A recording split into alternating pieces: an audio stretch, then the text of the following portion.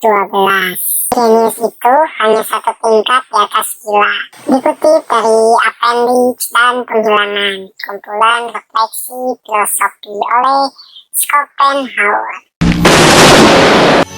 Ayano yang melihat kita pingsan, kemudian membawanya berteduh di bawah pohon karena hujan yang sangat lebat. Dengan setengah sadar, Horikita memberitahu semua yang dialaminya kepada Ayano. Lalu Ayano pun bertanya, kenapa ia sangat menginginkan untuk naik ke kelas A. Horikita yang setengah sadar pun menjawab, supaya diakui kakaknya Numu Cengos Eta. Setelah itu, Horikita pingsan kembali. Ayano membawanya ke pos di mana semua guru berada, dan wali kelas mereka menyuruh Horikita untuk mengundurkan diri dari ujian tersebut, dan Ayano pun setuju. Setelah itu, Ayano kembali ke tenda dan mendatangi Hirata yang sedang depresi, dan Ayano meminta pertolongannya. Keesokan harinya, ujian pun selesai dan hasil poin diumumkan. Namun tiba-tiba Ryuen datang dengan wajah dan style yang berantakan. Nah, disinilah flashback perjanjian antara Ryuen dan Katsuragi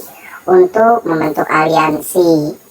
Untuk menjalankan rencananya tersebut, Ryuen memukul dua orang rekan kelasnya supaya mereka membenci dia dan membuat kelas lain percaya bahwa mereka diusir oleh Ryuen untuk dijadikan mata-mata di kelas lain. Lalu si Ujang Naga pun mengadakan pesta, menghabiskan semua poin dan menyuruh semua teman sekelasnya untuk percaya padanya dan menyuruh mereka semua kembali ke kapal. Lalu ia pun bersembunyi di dalam pulau. Untuk memenuhi perjanjian tersebut, kartu Horikita diberikan pada Katsuragi oleh Ibuki dan Ryuen. Karena tidak berhasil mendapatkan kartu kelas B, kesepakatan mereka pun berakhir.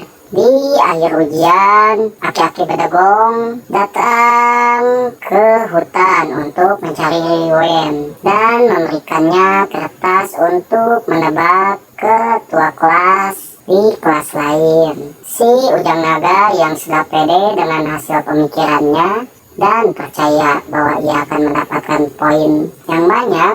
Namun tiba-tiba pengumuman mengatakan di posisi akhir kelas C dengan 0 poin, di posisi ketiga kelas A dengan 120 poin, di posisi kedua kelas B dengan poin 140, dan di tempat pertama kelas D yang mendapatkan poin terbanyak, yaitu 225 poin. Semua siswa kelas D pun yang mendengar pengumuman tersebut bersorak untuk merayakannya. Nah, Horikita yang sedang sakit dan terbaring di tempat tidur melihat pengumuman tersebut melalui TV, dan ia pun bertanya apa yang sebenarnya terjadi. Di atas kapal, siswa kelas D melihat sang raja hutan dan memarahinya karena ia tidak bertanggung jawab dan meninggalkan mereka begitu saja.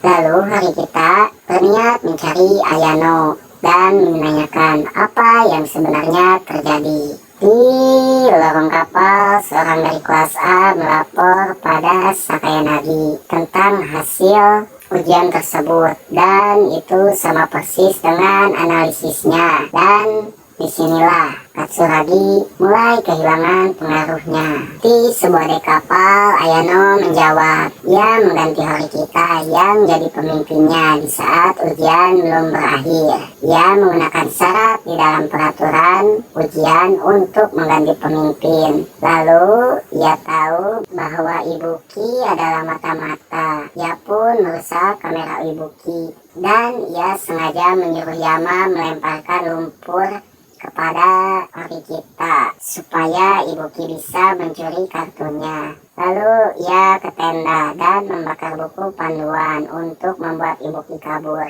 Dan ia pun menunggu kondisi di saat hari kita sudah berada di ambang batasnya, supaya rencana tersebut berhasil dan bisa dijalankan. Lalu ia meminta Hirata untuk menebak pemimpin kelas lain. Tadinya Ayano hanya ingin mendapatkan poin dari checkpoint saja, namun tidak bisa karena berbagai alasan yang akhirnya ia pun mengganti rencana tersebut. Pada saat mereka akan melanjutkan pembicaraan itu, tiba-tiba siswa kelas D mendatangi mereka dan berterima kasih kepada Horikita karena Horikita menjadikan kelas D di posisi pertama. Tadi dia pada sok-sok. Terus si Kushida ngadekutan si Ayano. Lalu Kushida bertanya, jika harus memilih antara dia dan Horikita, ia akan memilih yang mana?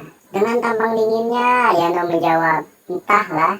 Dan itu membuat Kushida marah. Lalu tiba-tiba Ayano mendapatkan WA di wali kelasnya dan menyuruhnya datang ke teater. Sesampainya di teater, sang guru memuji Ayano yang berhasil menjalankan rencananya. Ia melanjutkan pembicaraannya dan berkata, Ikarus punya sayap yang membuatnya bisa terbang bebas. Tapi itu karena ayahnya yang membuatkan sayap untuknya, bukan hasil keinginannya sendiri. Yang sama dengan kisahmu, Ayano, yang dimana ayahmu berkata, suatu hari Kiyotaka Ayano akan memilih dirinya sendiri untuk dikeluarkan, yang artinya sayapnya akan terbakar matahari, jatuh ke laut, dan koin. Ayano dengan tampang dinginnya membantah. Sepertinya pembicaraan ini menjadi sia-sia. Lalu wali kelas pun bertanya, apa yang akan dilakukan Ayano selanjutnya? Ayano menjawab, Ikarus tidak mengindahkan perkataan ayahnya. Nah, disinilah menjelaskan tentang aliansi serta kontrak dengan Katsuragi yang dilakukan Ryuen. Setelah mengatakan itu, Ayano lalu pergi. Dan Horikita akhirnya berhasil menemukan Ayano kembali. Ayano yang sudah muak berkata, kamu lagi? Sekarang apa? Ia menjawab, Hirata bilang bahwa berkat dirinya yang menebak ketua kelas lain, lalu di saat ujian selesai, kamu meminta Hirata untuk menyatukan semua siswa di kelas. Apa kamu ingin memanfaatkanku dan menutupi semuanya? Ayano menjawab, apa kau ingat dengan kata-kata waktu itu? Kau itu butuh rekan. Horikita menjawab, hanya karena itu? Ayano pun membalasnya, akhirnya kau sudah berubah sedikit demi sedikit. Horikita membantah, ini salahmu meski tidak ingin jadi rekanmu. Kamu memaksa, namun di pikiran Ayano bukan itu. Ia tidak menganggap Horikita dan teman sekelasnya adalah rekannya, melainkan sebuah alat. Baginya semua manusia hanya alat, tidak peduli caranya dan apa yang dikorbankan di dunia ini. Menang adalah segalanya.